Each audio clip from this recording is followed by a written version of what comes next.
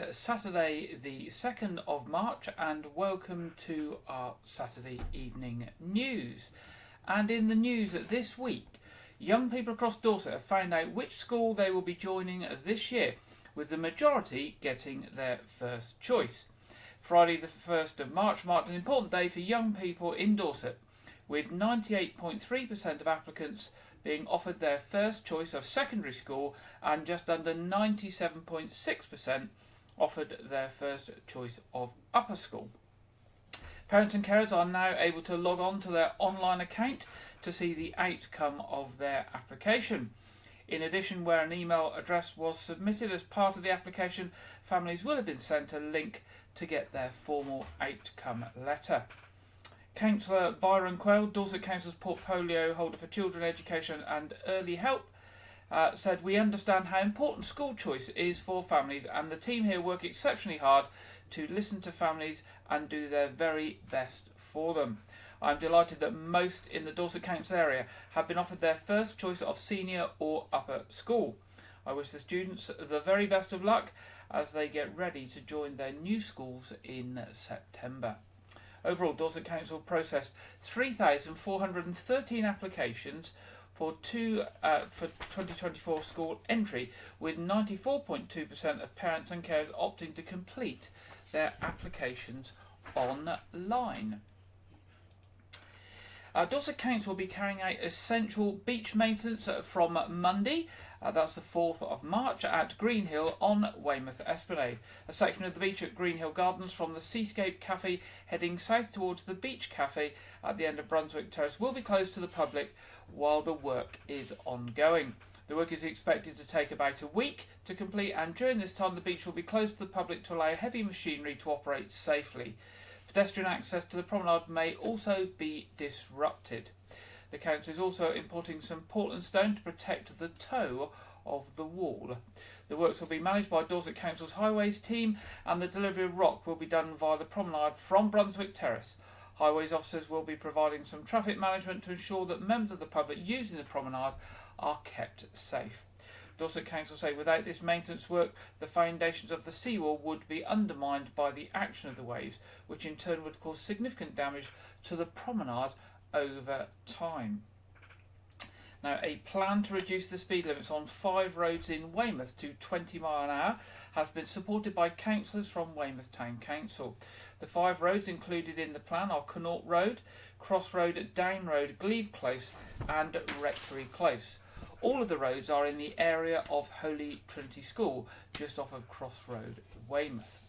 At a meeting of the Planning and Licensing Committee at Weymouth Town Council, committee members were asked to support the recommendation to reduce the speed limits on these roads to 20 miles per hour.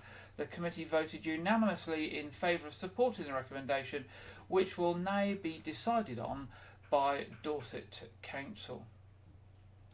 Dorset Healthcare NHS Trust has joined forces with Universities Hospitals Dorset for a pioneering trial of a treatment to help people regain use of their arms after a stroke. Local stroke patients will be among the first to receive transcutaneous vagus nerve stimulation, TVNS, as part of their rehabilitation therapy, which involves sending mild electrical pulses to the brain. Known as the Triceps trial, it will run for 2 years. University Hospitals Dorset has already started treating suitable patients, with Dorset Healthcare soon to follow. And anyone interested in taking part is being urged to come forward.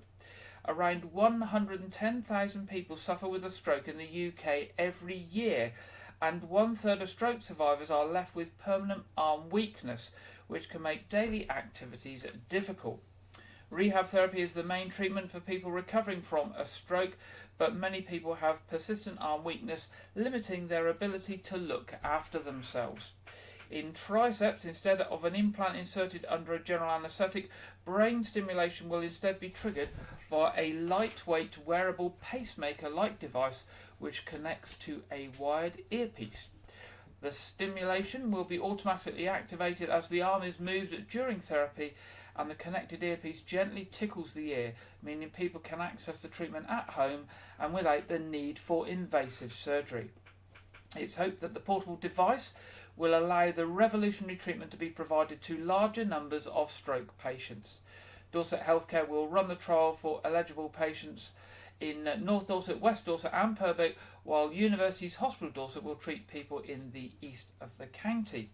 Now, more information and an online eligibility questionnaire is available at a special website, and the website address is www.triceps, that's TRICEPS -trial.com. That's www.triceps-trial.com.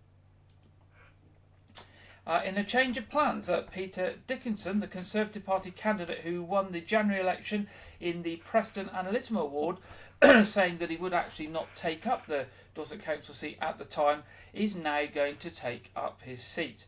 Peter Dickinson, who won the seat by almost 400 votes from the second place Liberal Democrat, ruled himself out on the night because he'd made a mistake on his nomination papers by not declaring he was employed part-time by Dorset Council.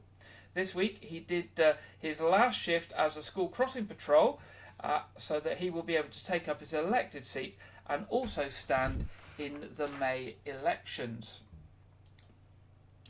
Now, policymakers must prioritise the environment to improve the health of the nation and ease pressure on the NHS, say doctors.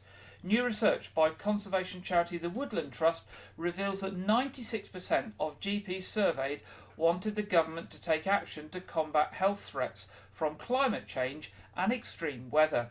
And the poll of 255 doctors from practices across the country shows 70% say they should be able to prescribe time out in nature to ensure the health of future generations.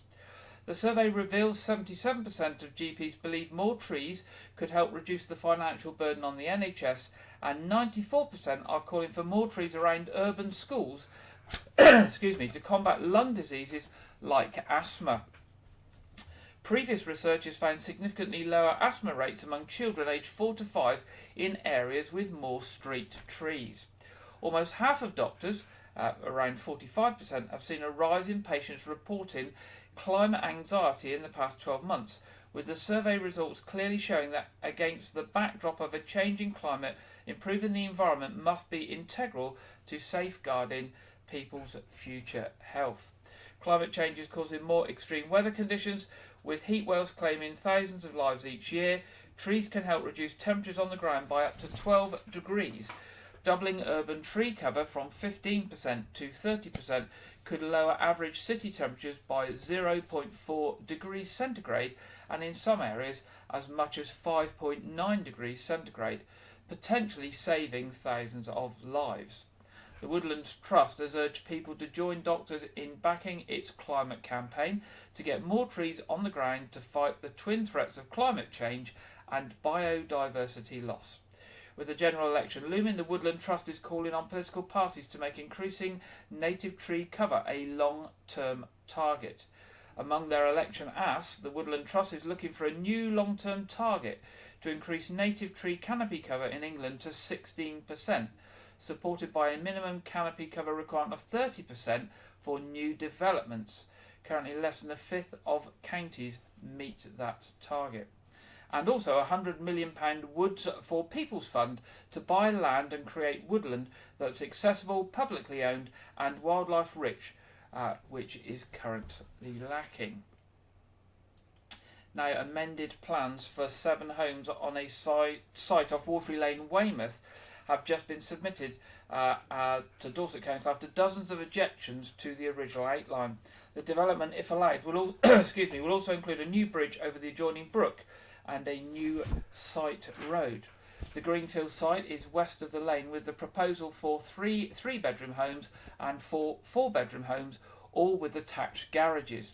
A previous application for the site was submitted in 2015, but was later withdrawn to await flood data remodelling from the Environment Agency. The plans were later amended, increasing the finished floor levels to take the proposed homes above the predicted 1 in 100 year flood risk.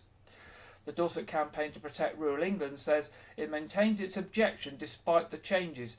Tinkering with the river profile and bridge design will not prevent flooding in Watery Lane, it says. Others maintain their objections, including the Riverway Society, Weymouth Town Council, while Dorset Wildlife Trust has asked for a review of proposals over trees on the site, some of which it fears could suffer root damage from building works if applications were approved. Now, full details of the application can be found on the Dorset Council website. A new assessment which forecasts future flood risk in Weymouth Town Centre has been carried out and published by Dorset Council. The study assesses the level of flooding that could occur over the next 114 years in extreme weather events. It considers sea, river, rainfall and groundwater. The Environment Agency carried out the study on behalf of the Council and the findings have now been published. The Level 2 Strategic Flood Risk Assessment will help guide the Council's work on local plan and the Town Council's work on the neighbourhood plan. The findings from the assessment will also need to be considered when making decisions on planning applications. It focuses on the Weymouth Town Centre area defined in the West Dorset and Weymouth and Portland local plan dated 2015. Excuse me. The report builds on existing information to give a much clearer picture on what the next century could look like. It considers potential climate change implications and what needs to be done to make sure residents and businesses can continue safely to work and live within the town for decades and centuries to come.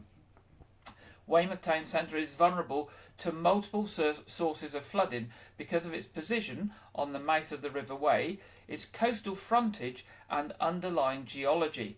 Some forecasts based on the worst case scenario indicate that the UK may need to adapt to around 1 metre of sea level rise in future because of climate change, and Dorset is not immune to this. An Environment Agency spokesman said they continue to support Dorset Council to develop their plans to make the land use choices to achieve greater flood and coastal resilience. They also said flooding is a natural occurrence and we cannot eliminate the risk of flooding. Our National Flood Risk Strategy calls for the nation to embark on a broad range of resilience actions where there is a risk. We are supportive of the Council's work on delivering a long-term adaptive approach to managing flood and coastal erosion risk that can deliver a more sustainable future for the town. Now, turning to this week's appeals from Dorset Police. Officers from Dorset Police are issuing images of a safe, and you can see that on the screen, that they have recovered after a man was arrested in connection with a number of commercial burglaries. On Wednesday, the 28th of February, officers arrested a 47-year-old man from Wiltshire in connection with 4 reports of dwelling burglaries committed between Thursday the 14th of December and Wednesday the 3rd of January in Swanage, Weymouth and Dorchester.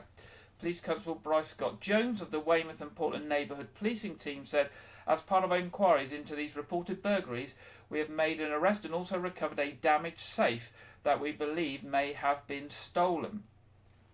We are keen to hear from anyone who recognises this safe or who has any information about where it may have come from. Police officers are also investigating a serious injury road traffic collision in Weymouth and are appealing for witnesses or anyone with dash cam footage to come forward. The incident occurred at around 5:10 p.m. on Monday the 26th of February in Albany Road and involved a white Vauxhall Corsa and 2 pedestrians. One of the pedestrians, a woman aged in her 70s, sustained serious injuries and was taken to hospital for treatment. The second pedestrian was not injured. Police Constable Stephen Pratt of Weymouth Police said, I understand several members of the public came to the aid of the pedestrians, but they have not spoken to the police. I would ask these people to please get in touch, as well as anyone else who witnessed what happened. And another picture just coming up from the police here. Where are we? Whoops. Hang on. Let's see. That one there, I think. There we go. Finally this week from Dorset Police, officers investigating the theft of farming equipment near Blandford are appealing for anyone with information to come forward. Between 11:40 on Saturday the 24th of February and 5:30 a.m. on Sunday the 25th of February, 2 trailers and farming equipment were stolen from a farm in the area of Chettle. Police Constable Chandler Organ of the Rural Crime Team said, I'm appealing to anyone who has any information regarding the whereabouts of the stolen equipment to please get in touch.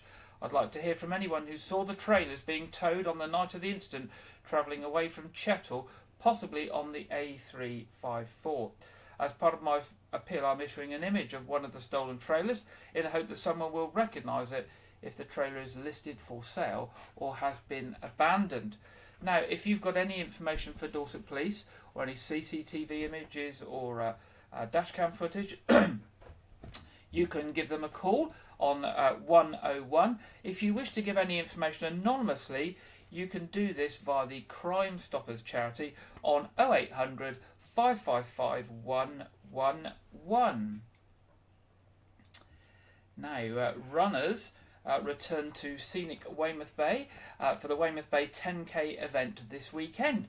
Hundreds of competitors are expected to turn out for the popular race tomorrow, Sunday, starting at 10 a.m. It covers 122 metres plus 2 laps of Bowleys Green before stretching out to Weymouth Pavilion car park and doubling back to the finish at Overcombe Corner. Last year there was a home victory as Jonathan Cooper of Egdon Heath Harriers won in a time of 34 minutes and 53 seconds. And 17-year-old Daisy Baker set a new ladies' course record of 38 minutes and 16 seconds as more than 350 runners took part.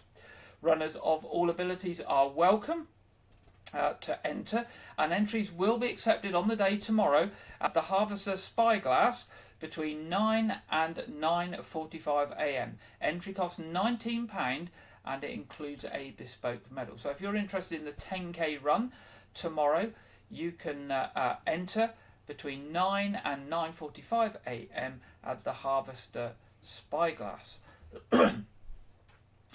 Now, the Tank Museum at Bovington has been helping the Ukraine war effort by supporting a defence contractor who is reverse engineering spare parts for some of the Soviet-era tanks and military vehicles. As drawings and records of the tanks, tracks and sprockets for some of these vehicles are poor, for many of those Soviet-era vehicles, making spare parts for the tracks to keep the vehicles operational is difficult. The Tank Museum has loaned parts so the engineering company can produce drawings from the components and then spare track components can be made. The Tank Museum's curator, David Willey, said, "The Tank Museum collections are used for many purposes. When we can help industry and our allies, of course we should. We are very pleased to hear the reproduced track is now starting to arrive in Ukraine." And finally, in the headlines tonight, Currys in Weymouth closed its doors for the final time yesterday. The retail giant announced back in January that it would close its shop at the Jubilee Retail Park on the 1st of March. Staff at the Weymouth store have been made aware and have been offered to be redeployed to stores in Dorchester or Poole. No reason has been given for the closure, but previously Weymouth and Portland Chamber of Commerce President Paul Appleby said the announcement came out of the blue and said it was very regrettable the retail giant was leaving the town. It means a huge unit in the retail park will become available. Weymouth Town Councillor for Melcombe Regis, John Norell, said he had personal soft spot for the electrical store. He said it's a very big loss for the town centre. It was incredibly handy having a shop so close. I used to get all of my family laptops there for university. I will miss not being able to use it and the excellent service they gave in there.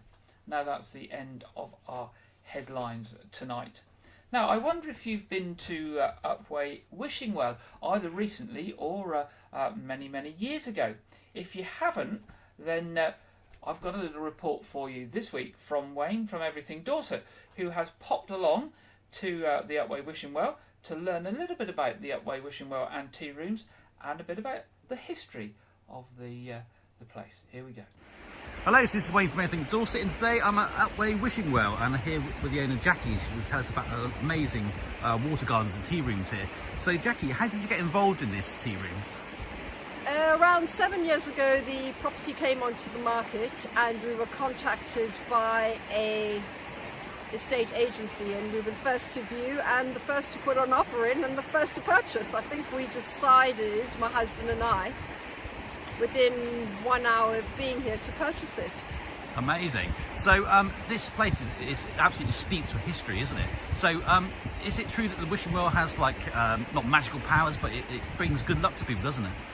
Well, we have hundreds of visitors pass through our doors on a yearly basis, and going back to the 1700s, the well has been renowned for wishes coming true. People have been coming to take the waters since the late 1200s, and many a time we've been told by many patrons of wishes coming true. In fact, during COVID, we ran a competition with customers, have your wishes come true at the wishing well, and out of, I think we had 247 people responded telling us their wishes had come true. So it's very auspicious, deeply spiritual, and a very nurturing, healing place. Fantastic. Yeah, it all sounds absolutely amazing. So you have lots of events and functions here as well, don't you? You're not just a tea room. So you've got Mother's Day coming up in about a week or so's time. Are you doing anything in particular for that? So Mother's Day is a very busy weekend for hospitality. It's probably the busiest weekend in our calendar year. We kick off the day on Mother's Day with a Mother's Day brunch, then a Mother's Day lunch, then a high tea. We start our Mother's Day high teas on the Friday and we run them through till the Tuesday. So all in all, we'll probably do around 150 high teas, 200 or 250 lunches, and about 50 to 60 Mother's Day brunches. We also then have walk-ins who can come in without pre-booked tables and then only sit in our garden eating our delicious cakes and scones. Amazing. And Easter's just around the corner, of course. Are you got anything, is Easter Bunny coming here to visit? So yes, we do Easter Sunday lunch and brunch, and then a Good Friday lunch. We've also got the Easter Bunny coming for the first week of half term. We're doing an Easter Bunny brunch where the Easter Bunny will come and visit, chance to take photos, dance, sing and games. And then we also run our yearly Easter egg trail. The gardens are open from 10 to 5 and we hide eggs and do a quiz and a trail daily. Excellent. And you're also quite popular for weddings here, aren't you? Obviously, it's such an idyllic location. So I guess it's a smaller kind of intimate sort of wedding reception you would cater for, is that right? Yes, we tend to do, to be honest, affordable weddings. We seat 70 inside and we can seat 120 in our garden. So we do wedding ceremonies here all around the garden, and then we have options of high teas, grazing tables, hog roasts, or 3-course plated meals. We're very lucky that we have the church just 100 yards from us, built in the 12th century. Really beautiful church with our local vicar who does conduct weddings. This kind of environment lends itself to a more informal type of wedding because the gardens are vast and beautiful. No one really feels under that much pressure, so people can mingle, eat, socialise, drink, make a wish, and just really enjoy the day and the evening. Great stuff. And you've also got a holistic fair coming up here soon, haven't you? Is that in May? Yeah, that is in the first week of May. First time we're going to be doing it, but a more perfect place you couldn't find for it. We will have about 15 hands-on healers and therapists, and then plus another 15 to 20 stalls selling jewellery, crystals, artwork inspired by nature and by healers, and all sorts of yummy treats to eat. It's going to be running the whole day from 10 to 4. Great. And also there was some exciting news a couple of weeks ago. You won an award, didn't you? Yeah. What was the award for? We won the Best Tea Room Stroke Cafe in Dorset, and we're going forward in March to the regional finals in Exeter for the Best Cafe Tea Room in the southwest of England. So fingers crossed, you never know what's going to happen. I'm sure you'll get lots and lots of votes. Certainly get my vote anyway. Thank you. So opening hour wise, are you open 7 days a week or weekdays or weekends? So we're open 7 days a week from 10 to 5. We do scale back our opening time slightly in the winter where we close at 4 on a Monday to Friday. But straight after Mother's Day we go into full-time trading again between 10 and 5 Monday to Sunday, starting off with brunch and then serving afternoon teas from 3 o'clock. We specialise in afternoon teas because our kitchen produces everything that is on our menu. We bake pies, quiches, scones, cakes, slices. Everything's really homemade. Nothing really is brought onto site that we serve, and we try our hardest to use as many local suppliers as possible, even down to our clotted cream that we use on our cream teas. But everything really is baked in our commercial kitchen. Fantastic. And obviously, you know, you are so busy, so is it best for people to book online if they want to come here? Absolutely. Booking online is the quickest method because being geared up towards a target market that's really 35 plus, a lot of our older customers do like to phone to book, but sometimes we don't get to the telephone, so we use a great booking system called Quandu, which is a brilliant platform for people to use. It tells us everything we need to know about what you require. The only thing is with high teas, we do like people to call in because it is very personalised and we do cater for all different food options, vegans, gluten-free, so it's good to speak to people then. Excellent. And I see you obviously have a great selection of wines and beers and things here as well. So if somebody wants to come here, there's a train station quite nearby, isn't there? Yeah, the Upwey station is just over a mile away, so it's about a 20-minute walk. The property has got wheelchair access throughout and disabled toilets. There is a bus that goes between Weymouth and Dorchester, and we're actually about an 8-minute walk from the bus stop at the top of Elwell Street.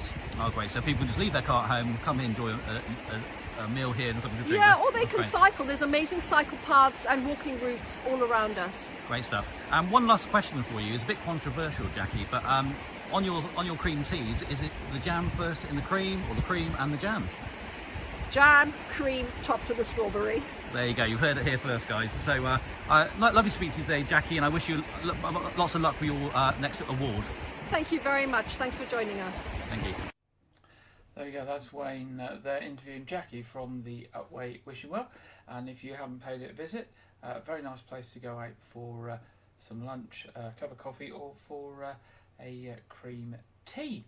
It's that time in the programme now where we go over to our regular contributor, Andrew Wright, for this week's film review and preview. Welcome to White Regis TV film review and preview. I'm Andrew Wright. This week, the Hunger Games prequel, The Ballad of Songbirds and Snakes, was released on home video. The film takes place 64 years before the events of the Jennifer Lawrence films, and revolves around the events that led the leader, young Coriolanus Snow, to becoming the tyrannical leader of Panem, including his relationship with District 12 tribute Lucy Gray Baird during the 10th Hunger Games. The film stars Tom Blythe as Snow, a role originally played by Donald Sutherland in the Jennifer Lawrence films, alongside Rachel Zegler, Peter Dinklage and Viola Davis. Now, this is my first time watching the film, and honestly I had some mixed feelings about it. The lead cast gave great performances, and I really liked the design of the arena, but at the core of the film, it just didn't feel like a story that needed to be told. And it kind of messes with the perception of Snow that you get from when Donald Sutherland portrayed him. I gave the film 3.5 stars out of 5. This week, the Canadian sci-fi film Code 8 Part 2 was released on Netflix. The film is a sequel to the 2019 indie film Code 8 and stars cousins Stephen and Robbie Amell, most famous for their roles on Arrow and The Flash, and is set in a world where 4% of people have superpowers in this particular fictional city, Lincoln City, where the film is set, and they're heavily policed. The film revolves around a teenage girl becoming a target after seeing her brother murdered by corrupt cops, and she enlists the help of an ex-con and his former partner in crime. Now, I'm a fan of the original film, so I spent like a long 5 years waiting for the film, and it exceeded my expectations. The script was great, the directing was great, the special effects were great, and the Amell's performances were probably the best they've ever given. I gave the film 5 stars out of 5. I really can't recommend the Code 8 films enough. Like, I recently re-reviewed the first one, and I gave it 4.5 stars, so they're 2 great films. And they're both streaming now on Netflix. This weekend, Dune Part 2 is released in cinemas. The film stars Timothée Chalamet and Zendaya, alongside an ensemble cast of both returning actors and new cast members. The film is a sequel to 2021's Dune Part 1 and revolves around Paul Atreides uniting with the Fremen of the desert planet Arrakis to wage war against House Harkonnen. The film was supposed to have been released in October, like last October 2023, but was delayed due to the Hollywood strikes. The film has received overwhelmingly positive reviews from critics, praising the film's narrative and spectacle. Currently, the film sits at about 95% positive. It's changed a bit since I wrote this, which is basically over 10% more positive reviews than the first film. The film is in cinemas this weekend. That's all I have for this week, but be sure to tune back in next week where I will review the home video release of Wonka. Now back to Gary in the studio. Thank you very much there, Andrew, for that. We'll be back with Andrew next week. It's now time for the weekend weather forecast, and this week we are joined from the Met Office by Greg Dewhurst. Hello there, welcome to your latest Met Office broadcast. We've had an interesting start to the weekend. We've seen some rain, sleet and snow pushing northwards. That's all thanks to an area of low pressure which is sat right across the UK at the moment. This is the jet stream dipping southwards across the west and northwards across the east, and this area of low pressure has been stuck right across us and will continue to remain in place through the rest of the weekend. The blue colours indicating quite cold air. Good news is, as we head towards the end of the week, the jet stream starts to move again and we do start to import some milder air, but also some wet weather too, particularly in the west. So back to the rest of Saturday, we've got areas of rain, sleet and snow across England and Wales pushing northwards. Covering of snow perhaps over the higher ground. To lower levels you may see some snow falling, but generally some slushy deposits. Brightening skies across southern areas. Won't feel too bad in the sunshine after a cold start, and some lying snow over the higher ground. Sunshine and showers for Northern Ireland, again wintry over the higher ground, some hail to lower levels too, and brighter skies for Scotland. But across the far north we do have some wet and windy weather pushing its way across the north there, and temperatures, well, on the cold side under the cloud of rain, sleet and snow, 4 or 5 degrees in places, up to around 7 to 9 in any brighter spells. As we move through the evening time, we could still see the risk of a few heavy showers initially across the far southeast, as that weather front is always nearby. The areas of rain, sleet and snow continue to push north and westwards as well across Northern Ireland through Scotland. Again, a covering over the higher ground is possible. Overnight, clearing skies for England and Wales. We'll see light winds here, and we'll see some dense mist and fog patches forming, some icy stretches after recent rainfall too. Temperatures, towns and cities close to, if not below freezing, -2 to -5 in the countryside. So there could be some tricky travelling conditions, particularly across central, southern, southeastern areas first thing on Sunday morning with the fog patches, some icy stretches, but they lift and break, and then it's a brighter day tomorrow. The lowest pressure is starting to fill in a little, so generally drier for many. There will be some showers across western areas, thicker cloud perhaps down the east coast, giving a chilly feel to the day here, but most places across central and eastern areas should stay dry. Still a little breezy across the Northern Isles there, but for most it will be generally light winds, and temperatures perhaps a little higher across southern areas with given a little more sunshine. Then over the course of the beginning of next week, we will see weather fronts starting to pull in from the Atlantic. So it will be a cold night Sunday night into Monday morning, some frost and ice around, but then weather systems just behind me there start to move in, and we start to see the return of temperatures slightly above average for the time of year. Thank you very much, Greg. And looking at the local weather for the week ahead, here we go. Tomorrow looks to be a good day for the Weymouth 10K. We've got some sunny spells all week. Thursday looking another good day. Still quite mild, temperatures dropping at night, but not really that winter weather still. We may get away without too much of a winter this winter, although we've had enough of the rain, obviously, and wind. But there we go. That's what's on the outlook for this week in the Weymouth and Portland area. Now it's time to look at our What's On. And coming up at Weymouth Pavilion, the 6th of March, the best of Hans Zimmer film and TV favourites. 7th of March, an evening with Anton de Beck and friends. 9th of March, UK Pink Floyd experience. 10th of March, Dreamcoat stars. I think that's all musical stuff like Joseph and his Technicolor Dreamcoat. 13th of March, Justin Hayward's Blue World Tour. The box office for Weymouth Pavilion, if you want to give them a call to book tickets, 01305 783 225, or of course their website, weymouthpavilion.com, where there's information on all of those shows and lots of others as well. A full programme at Weymouth Pavilion for the rest of the year. There is literally all sorts going on there, something for everyone. No Thought, tomorrow, second day of Castles and Dragons Fantasy Adventure that's been on today. 10th of March, a Rocking Mother's Day. Look at their website to find out exactly what's involved with that. 17th of March, Spy Science and Explosive Education. Now that sounds very exciting. 28th of March to 14th of April is Easter Fun Fair, and much more coming up also at the Noth Fort. Do take a look at their website, nothfort.org.uk, for more information and to book tickets for those events that need tickets booked in advance. Now turning to Arts Reach.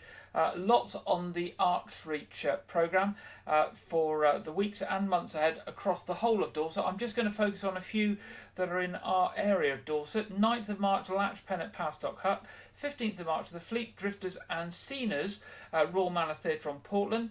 20th of March, Anne Boleyn Wolfe at the Door, Milbourne St Andrew Village Hall, and 24th of March, Broadside Bangers at Broadmain Village Hall. As I say, if you're prepared to travel and go out into some of the villages, there is some real diverse type of event on the Arts Reach programme. Again, more information on their website and the ability to book tickets, artsreach.co.uk. Now, I mentioned last week Friends of Sherborne Abbey, a presentation about the history, heritage and archaeology of the Sherborne Abbey project.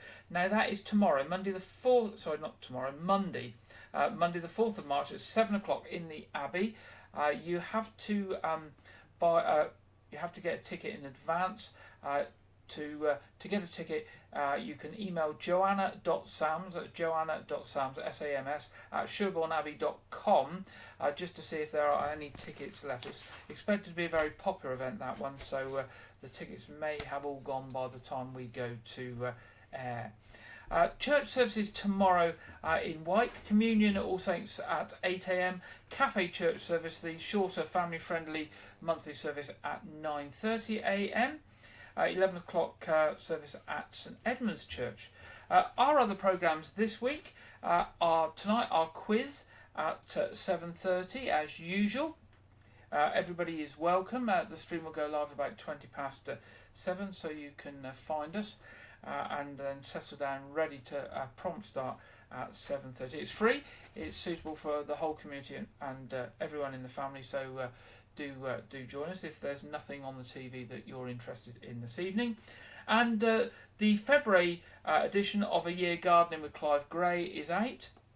Clive has finished that after some technical problems this month during February, and that's why it's late, so he had to refilm some of it, unfortunately. That will go out tomorrow, Sunday at 4 p.m, and be repeated Friday at 7 p.m. Hopefully March's version will go a bit smoother for Clive, but he managed to get there with February, so that is available for you tomorrow. Now that brings us to the end of this week's programme. Thank you for joining me. I hope you have a good weekend ahead. Looks like it's going to be a nice day tomorrow, which is good. If you have any news or stories for us, do drop us a line, news@whiteregis.tv. We would love to hear from you. Other than that, I'll say good night, have a good week ahead, and I'll be back with you next Saturday at 6 o'clock. Good night.